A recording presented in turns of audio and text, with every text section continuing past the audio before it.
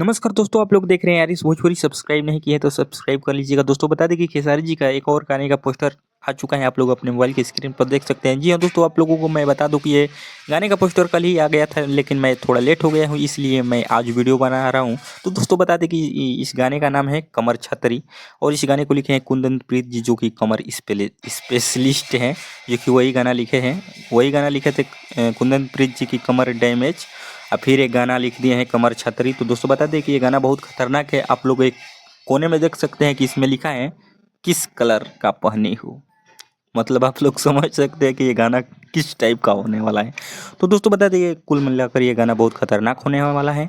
और दोस्तों बता दें कि इस गाने को अरेध्या फिल्म पर रिलीज किया जाएगा कल सुबह में। तो आप लोग तैयार रहिएगा देखने के लिए, और इस गाने को ढेर सारा प्यार दीजिएगा। तो यही अपडेट था, सोचे कि आप लोगों को बता दें कि कमर छतरी गाना का टीजर आ चुका है। आप लोग अभी तक इस गाने का टीजर नहीं देखे हैं तो जाइए अरेथिया फिल्म्स पर इस गाने का टीजर देखिए। तो यही अपडेट है, सोचे कि आप सबको बता दें। तो चलिए दोस्तों, मिलते हैं किसी एक नेक्स्ट वीडियो में, तब तक के लिए बाय दोस्तों, लव यू ऑल।